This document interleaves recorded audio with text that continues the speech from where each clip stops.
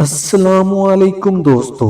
Air transit airline की flight 236 Toronto से Lisbon की तरफ जा रही थी। ये आधी रात का वक्त था। जहाज अटलांटिक ओशन के बीचों बीच 39,000 फीट के एल्टीट्यूड पर क्रूज कर रहा था। ऐसी सिचुएशन पायलट हर रोज फेस करते हैं और इसमें कोई भी अबनॉर्मल चीज नहीं थी, पर जहाज में एक ऐसी चीज थी जो चंद लम्हों में पूरी सिचुएशन को बदलने वाली थी। साथ ही साथ आपको ये बताते चलें कि अटलांटिक ओशन के बीचों बीच 39,000 फीट के एल्टीट्यूड पर भी दूर दूर तक जमीन नजर नहीं आती, और यहीं पे पायलट को अचानक से मालूम पड़ा कि जहाज का फ्यूल बिल्कुल खत्म होने वाला है। और ये दोनों ही पायलट्स के लिए बहुत ही खतरनाक सिचुएशन थी, क्योंकि अटलांटिक ओशन के ऊपर फ्यूल खत्म होने का मतलब सिर्फ एक ही है, और वो है मौत। आइए जानते हैं पूरी कहानी को आज की इस वीडियो में। ये वाकया पेश आया था 23 अगस्त 2001 को टोरंटो पियर्सन एयरपोर्ट पे एयर ट्रांजिट एयरलाइन की एयरबस A330 को टोरंटो से लिस्बन जाने के लिए प्रिपेयर किया जा रहा था, और ये 7 घंटों की नॉन स्टॉप फ्लाइट होने वाली थी, और इसीलिए इसमें 48 मैट्रिक टन फ्यूल डाला गया और बाकी प्रिपरेशन के बाद इसमें बोर्डिंग शुरू कर दी गई। इस वक्त लोकल टाइम के मुताबिक रात के 9 बज रहे थे। फ्लाइट 236 में 293 पैसेंजर्स, 2 पायलट्स समेत 13 क्रू मेंबर्स सवार हो गए, और फ्लाइट कैप्टन 48 साल के रॉबर्ट पिशे थे, जिनको अपनी उड़ान के लिए 16,000 घंटों का फ्लाइट एक्सपीरियंस था, और उनके साथ फर्स्ट पायलट डर्क डिगर थे, जिनके पास भी 5,000 घंटों का फ्लाइट एक्सपीरियंस था, जिनमें से 400 घंटे इन्होंने इसी एयरबस को फ्लाई किया था। इस जहाज की बात की जाए तो ये उस वक्त का state of the art Airbus A330 model था, जो कि सिर्फ 2 ही साल पुराना था। कुल मिलाकर बात यह है कि ना ही पायलट्स के एक्सपीरियंस में कोई कमी थी और ना ही जहाज में किसी किस्म का कोई फॉल्ट था। तमाम फ्लाइट चेक्स कंप्लीट करने के बाद पायलट्स फ्लाइट 236 को रनवे तक लेकर गए, और एयर ट्रैफिक कंट्रोलर की परमिशन से इन्होंने इस जहाज को टेक ऑफ कर लिया। टेक ऑफ के बाद पायलट ने इस जहाज का रुख टोरंटो से लिस्बन की तरफ किया। चंद ही मिनटों बाद जहाज अपने क्रूजिंग एल्टीट्यूड 39,000 फीट की ऊंचाई तक पहुंच गया। अमूमन ज्यादातर इस तरह की लॉन्ग फ्लाइट्स में पायलट्स का ज्यादा काम नहीं होता, क्योंकि ज्यादातर काम ऑटो पायलट सिस्टम ही करता है। पायलट्स बस सिचुएशन को मॉनिटर करते हैं और कंट्रोल टावर को अपनी लोकेशन और बाकी की अपडेट से आगाह करते रहते हैं। इस फ्लाइट को टेक ऑफ किए हुए 4 घंटे गुजर चुके थे। अभी तक तो सब कुछ नॉर्मल चल रहा था, और पैसेंजर्स कैबिन में रात होने की वजह से लोग सो रहे थे।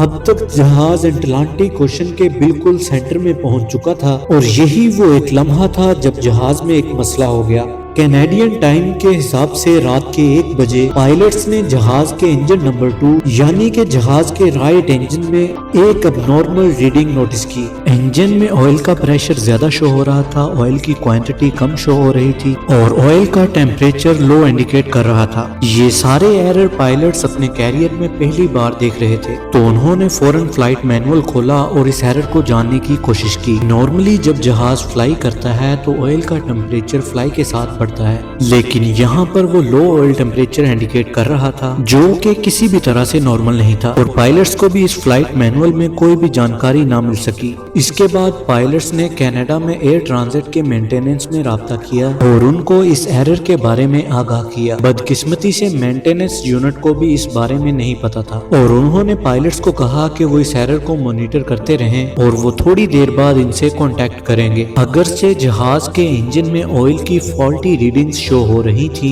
फिर भी इसके बावजूद प्रवास में किसी भी किस्म का कोई मसला नहीं था, और फिर पायलट्स ये सोचकर रिलैक्स हो गए कि शायद कोई फॉल्टी सेंसर ऑयल की गलत रीडिंग दे रहा है। लेकिन आधे घंटे बाद पायलट्स के सामने एक और एडवाइजरी मैसेज शो हुआ। ये मैसेज ऑयल के रिलेटेड नहीं बल्कि फ्यूल के रिलेटेड था। कमर्शियल एयरलाइन का फ्यूल उनके दोनों विंग्स में इक्वली डिस्ट्रीब्यूट होता है, और फिर ये नोटिस किया गया कि फ्लाइट 236 के दोनों विंग्स में एक जितना नहीं है। राइट विंग्स के फ्यूल की क्वांटिटी लेफ्ट के मुकाबले में कम थी। अब नॉर्मली ये मसला भी इतना ज्यादा सीरियस नहीं होता, इस मसले को उड़ान के दौरान ही फिक्स किया जा सकता है। कैप्टन ने इस मसले को हल करने के लिए क्रॉस फीड वाल्व खोल दिया, जिससे लेफ्ट विंग से फ्यूल राइट विंग की तरफ जाना शुरू हो गया, और कुछ ही मिनटों में दोनों विंग्स की फ्यूल क्वांटिटी बराबर हो चुकी थी।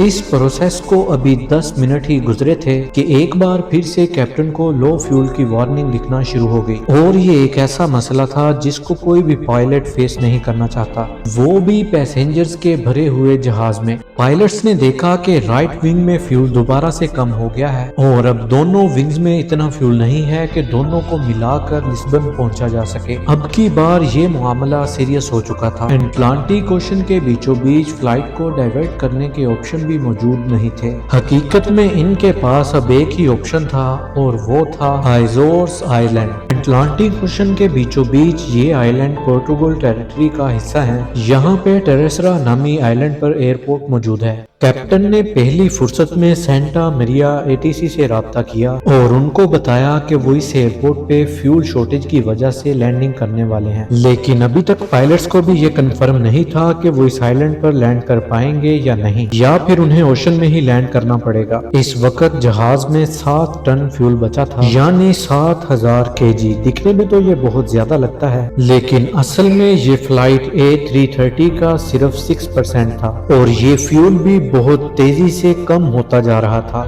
पर सवाल ये है कि आखिर ये फ्यूल इतनी तेजी से कम क्यों हो रहा था? क्या कोई फॉल्टी सेंसर गलत रीडिंग दे रहा था या असल में फ्यूल की शॉर्टेज हो रही थी? फ्यूल का इतनी तेजी से कम होना सिर्फ एक चीज से मुमकिन है और वो है फ्यूल लीकेज। और इसका पता लगाने के लिए पायलट्स ने फ्लाइट क्रू को इंस्ट्रक्शन दी कि वो प्लेन के राइट विंग्स को जाकर विंग्स के पिछले हिस्से को मॉनिटर करें। अगर तो फ्यूल लीक हो रहा होगा तो वहाँ पे जरूर कोई ना कोई इंडिकेशन मिलेगी, पर इतना ज्यादा अंधेरा होने की वजह से क्रू को कोई भी इंडिकेशन नहीं मिली। अब सूरत हाल ये थी कि हर 5 मिनट में 1 टन फ्यूल कम हो रहा था और कैप्टन को ये कंफर्म हो गया कि फ्यूल कहीं ना कहीं से लीक हो रहा है और इस वक्त उनके पास सिर्फ 25 मिनटों का फ्यूल बचा हुआ था और इतने फ्यूल से टर्सेरा एयरपोर्ट पर पहुंचना भी नामुमकिन था।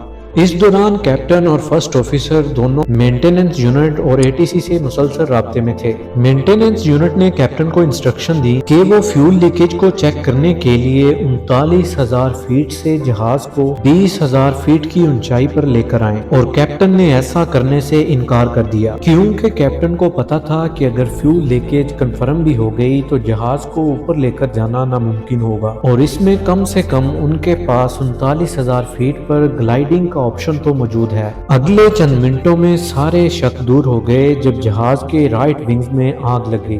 ये देखकर जहाज में अफरा तफरी फैल गई और वो पैसेंजर जो सुकून से सो रहे थे उनके सुकून को खौफ ने घेर लिया और इस वक्त तक जहाज के पास 4.5 टन फ्यूल और सिर्फ एक इंजन ही बचा था। इस एक इंजन की मदद से जहाज को क्रूज करना मुमकिन नहीं था, जिसकी वजह से आहिस्ता आहिस्ता जहाज का एल्टीट्यूड कम होना शुरू हो गया। दूसरी तरफ टर्सेरा एयरपोर्ट पर इमरजेंसी नाफिज हो गई। फायर ट्रक्स और इमरजेंसी क्रू ने हर तरह की सिचुएशन से निपटने के लिए तैयारियां शुरू कर दी और जहाज जो कि अभी भी टर्सेरा एयरपोर्ट से 240 किलोमीटर दूर था उसमें अब सिर्फ 600 kg का फ्यूल बचा था।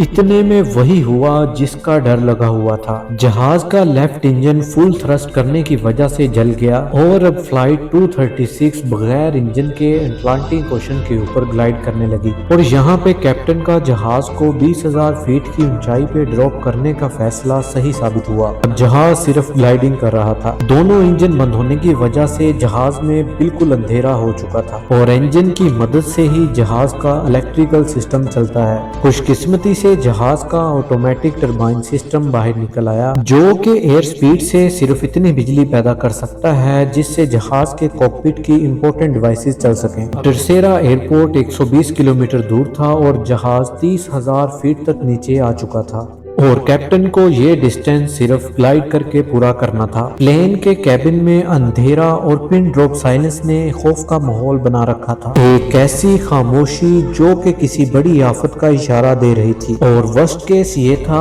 कि अगर जहाज एयरपोर्ट तक ना पहुंच सका तो उसे पानी में ही लैंड कराना पड़ेगा। इस हवाले से क्रू मेंबर्स ने पैसेंजर्स को पानी में लैंड करने के लिए प्रिपेयर करना शुरू कर दिया। समंदर में लैंडिंग हर तरह से खतरनाक होती है क्योंकि अगर पैसेंजर्स امپیکٹ سے بچ گئے تو ڈوب کر مرنے کا خطرہ ہوتا ہے، اور اگر ڈوب کر نہیں مرے تو ٹھنڈے پانی میں ہائپوتھرمیا کا خطرہ ہو سکتا ہے۔ نارملی پلین کو بغیر انجن کے گلائڈ کرنا بہت ہی مشکل ہوتا ہے۔ سب کچھ پلین کے پچ کنٹرول پہ ڈیپینڈنٹ تھا، جس کو پائلٹس مینولی اسٹک کی مدد سے کنٹرول کر رہے تھے، اور جہاز کا altitude 2000 feet per minute drop ہو رہا تھا، جس کا صاف مطلب یہ تھا کہ اگلے 15 منٹوں میں جہاز یا تو ایئرپورٹ پر لینڈ کرے گا یا تو پھر اوشن میں۔ جب جہاز کا ڈسٹینس ٹرسیرا ایئرپورٹ سے صرف 15 کلومیٹر کا رہ گیا، تب جہاز کا الٹیٹیوڈ 13000 فیٹ پر تھا۔ نارملی اتنی دوری میں جہاز کا الٹیٹیوڈ 3000 فیٹ کی اونچائی پر رکھنا ہوتا ہے۔ اب اگر پائلٹ نے اس سچویشن میں نوز ڈائیو کی مدد سے جہاز کا الٹیٹیوڈ کم کیا تو اس کی سپیڈ بہت ہی زیادہ ہو جائے گی، اور ایسی سچویشن میں کریش لینڈنگ کے امکان بہت ہی زیادہ ہوتے ہیں۔ اسی لیے پائلٹ نے وہیں پر پلین کا ایک 360 چکر لگایا،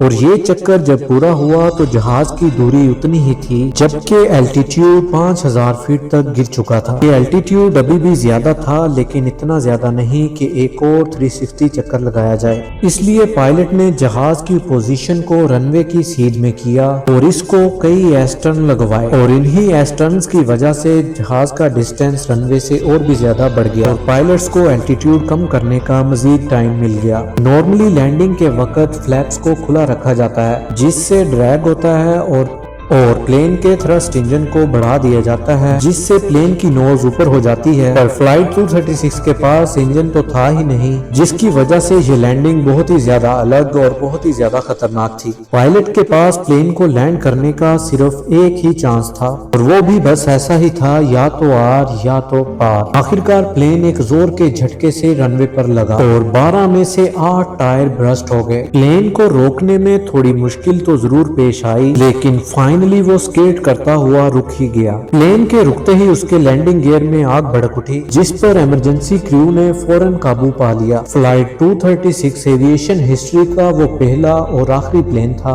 جس نے پیسنجرز کے ساتھ سب سے زیادہ دیر تک گلائڈ کرنے کا ریکارڈ بنایا، اور پلین کے رائٹ انجن میں فیول لیکیج کے حوالے سے جب انویسٹیگیشن ہوئی تو معلوم پڑا کہ ٹورنٹو میں ریپیئرنگ کے دوران پلین کا ایک پارٹ چینج کیا تھا، لیکن وہ پارٹ کسی اور پلین کا تھا، اور پرواز کے دوران وائبریشن ہوئی، اس کی وجہ سے وہ پارٹ لوز ہو گیا اور پاس سے گزرتی ہوئی فیول لائن کو برسٹ کر دیا۔ اس واقعے کے بعد ایئر بس نے ایک نیا سسٹم لانچ کیا جس سے فیوچر میں پائلٹس کو اڑان کے دوران فیول لیکیج کا بھی پتہ چل سکے گا۔ ایک سال بعد کیپٹن رابرٹ پیشے اور فرسٹ آفیسر ڈرک ڈیگر کو ایئر بس A330 پر ڈیڈ اسٹک لینڈنگ پرفارم کرنے کے لیے سپیریئر ایئر مین شپ کے ایوارڈ سے نوازا گیا۔ امید کرتا ہوں آپ کو آج کی ویڈیو انٹرسٹنگ لگی ہوگی۔ ملتے ہیں آپ کو نئی مزیدار سی ویڈیو کے ساتھ، مجھے دیجیے اجازت، گڈ بائے۔